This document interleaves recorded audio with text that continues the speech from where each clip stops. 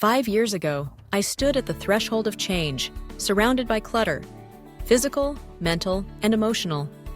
The promise of minimalism shimmered on the horizon, offering a way out of the chaos.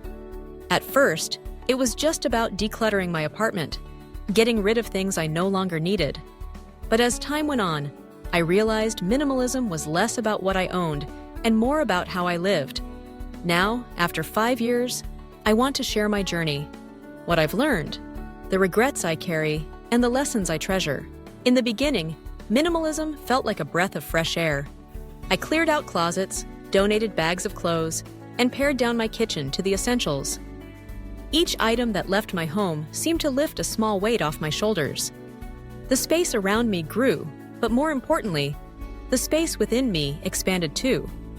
I felt lighter, more focused, and free from the noise of unnecessary possessions. But after the initial excitement faded, I hit my first roadblock. I realized that minimalism wasn't a one-time event. It was a practice, a mindset that needed constant nurturing. There were moments of doubt. Was I doing it right? Did I get rid of too much? Should I have kept that box of childhood memories? The pressure to have the perfect minimalist home, as seen on social media, crept in.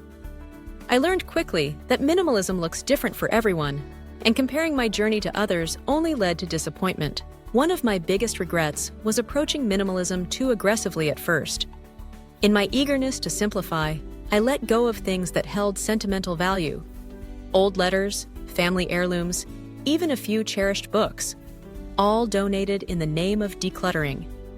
It took years to understand that minimalism isn't about deprivation, it's about intentionality.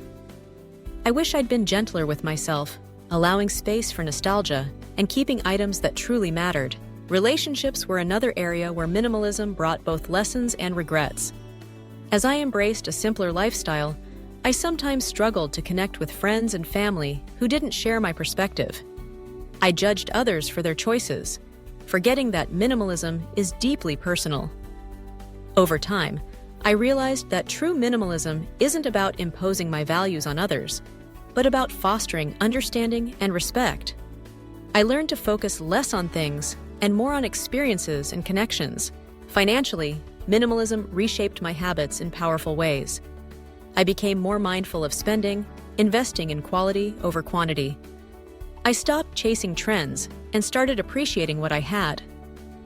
This shift brought greater stability and allowed me to save for meaningful experiences, like travel and learning new skills.